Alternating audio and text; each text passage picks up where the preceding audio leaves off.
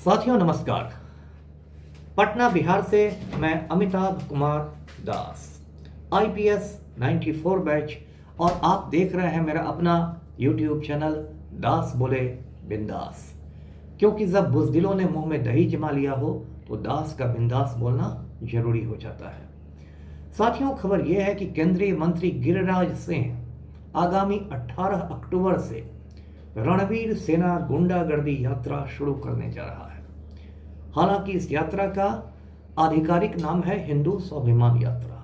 अब इस वीडियो को आखिर तक दिल थाम कर देखिए। साथियों, ये जो गिरिराज सिंह है ये अगले 18 अक्टूबर को पहुंचेगा भागलपुर में एक है बूढ़ानाथ मंदिर, और बूढ़ानाथ मंदिर में ये हवन करेगा, पूजन करेगा, शंख बजाएगा, क्या क्या करेगा, और उसके बाद ये कथित हिंदू स्वाभिमान यात्रा पर निकलेगा। ये जो यात्रा है इसका जो रास्ता है वो बड़ा खतरनाक है, क्योंकि वो बिहार का सीमांचल इलाके में वो यात्रा जाएगी। आप जानते हैं कि बिहार के सीमांचल इलाके में 4 जिले हैं: पूर्णिया, कटिहार, किशनगंज और अररिया। मैं खुद किशनगंज जिले का एसपी रह चुका हूँ। ये जो इलाका है ये बहुत संवेदनशील इलाका है, क्योंकि अंतर्राष्ट्रीय सीमा से भी बहुत नज़दीक है और यहाँ मुसलमानों की बहुत बड़ी आबादी है। किशनगंज में तो 70% आबादी मुसलमानों की है, कटिहार में भी काफ़ी ज़्यादा है, इसलिए सांप्रदायिक रूप से भी ये संवेदनशील इलाका है। लेकिन गिरिराज सिंह जो कि लंबी चुटिया रखता है और तिलक चंदन करके घूमता है, उसका लगता है उद्देश्य ही है कि वहाँ पर जाकर मुसलमानों के खिलाफ जहर की उल्टी की जाए, इसलिए लगता है उसने जानबूझकर वो इलाका चुना है। गिरिराज सिंह का कहना है कि बांग्लादेश में हिंदुओं पर बहुत अत्याचार हो गए, इसलिए वो बहुत आहत हैं। मणिपुर 1 साल से जल रहा है, उस पर गिरिराज सिंह के मुंह में दही जमा हुआ है। तो ये गिरिराज सिंह के यात्रा की रूपरेखा है। अब मुझे जो मेरे सूत्रों से जानकारी मिली है वो जानकारियाँ भी ध्यान से सुन लीजिए, क्योंकि ये जानकारी आपको बिहार सरकार नहीं देने वाली है। मुझे ये जानकारी मिली है कि जो गिरिराज सिंह की यात्रा होगी, ये जो हिंदू स्वाभिमान यात्रा, इसमें सैकड़ों की संख्या में लुच्चे, लफंगे, गुंडे, मवाली रहेंगे। ये जितने लुच्चे, लफंगे, गुंडे, मवाली रहेंगे ये सारे के सारे, लगभग सारे के सारे बेगूसराय जिले के रहेंगे। बेगूसराय का ही सांसद है गिरिराज सिंह, और इन गुंडे, मवालियों, लुच्चे, लफंगों के पास हथियार भी होगा। ज़्यादा के पास कट्टे होंगे यानी देशी पिस्तौल, कुछ लोगों के पास रेगुलर हथियार भी हो सकते हैं। अब इन गुंडे, मवालियों, लुच्चे, लफंगों से कोई एक इंस्ट्रक्शन है कि इस यात्रा के दौरान ये बिल्कुल मतलब गुंडागर्दी करेंगे, हुल्लड़बाजी करेंगे, और कोई यदि दलित लड़की मिल जाए तो उसके साथ छेड़खानी करेंगे, उसकी इज्जत पर हाथ डालेंगे और मौका मिलने पर रेप भी कर देंगे।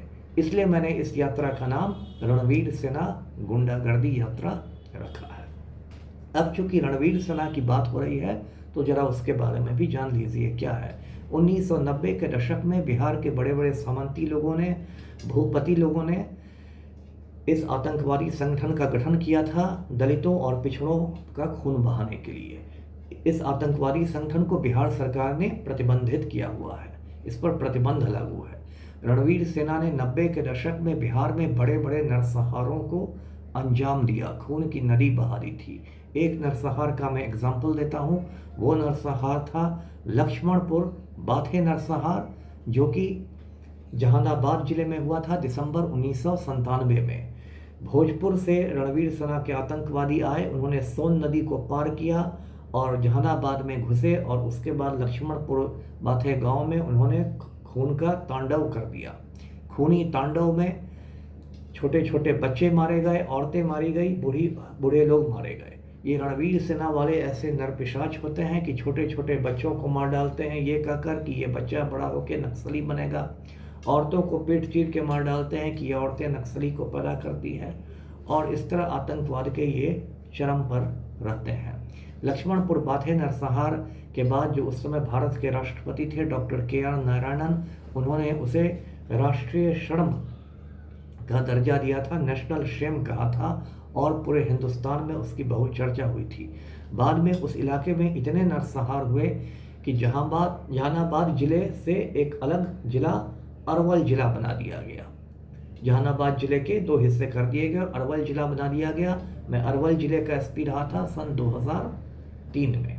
अब जब मैं अरवल ज़िले का एसपी बना तब क्या हुआ, 2003 में मैंने एक प्रस्ताव दिया था सरकार को कि रणवीर सेना को पोटा के तहत आतंकवादी संगठन घोषित किया जाए।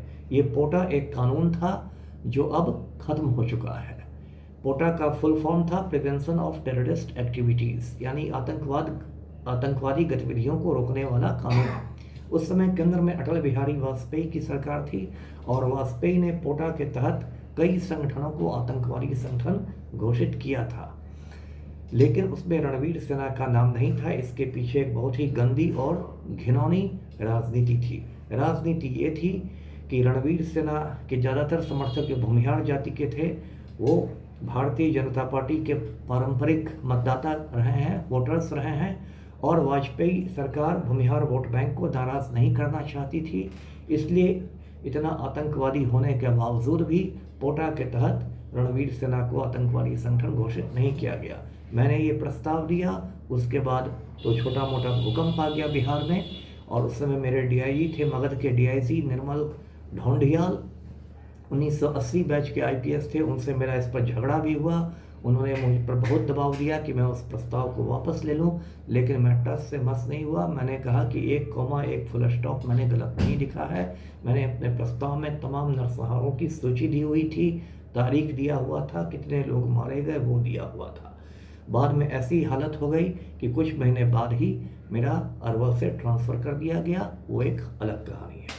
उसके बाद पहुँचिए 2012 की 1 जून को रणवीर सेना का जो सरगना था परमेश्वर मुखिया, वो कुत्ते की मौत मारा गया। वो आरा शहर के कटीरा मोहल्ले में जब मॉर्निंग वॉक कर रहा था तो उसकी हत्या कर दी गई। हुलास पांडे ने उसको मरवा दिया।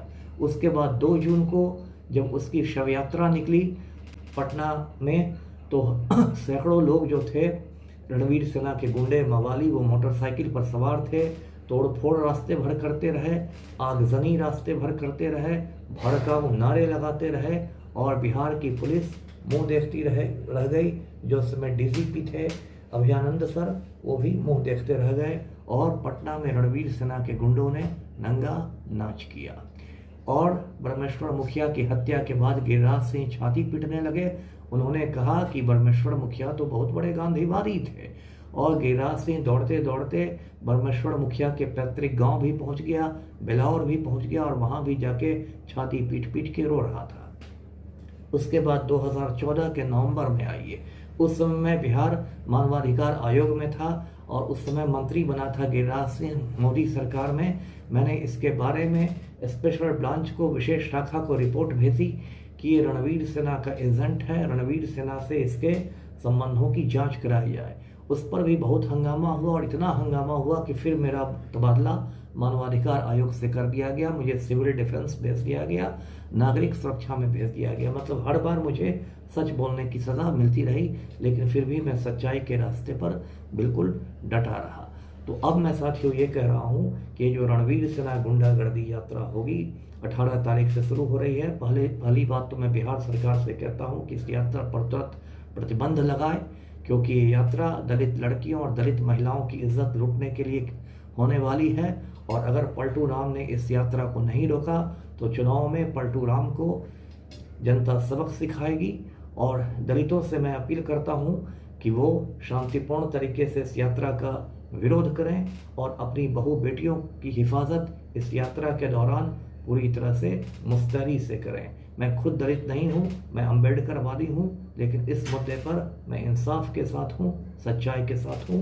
वीडियो को लाइक करें, शेयर करें और चैनल को सब्सक्राइब कीजिए। धन्यवाद। जय हिंद।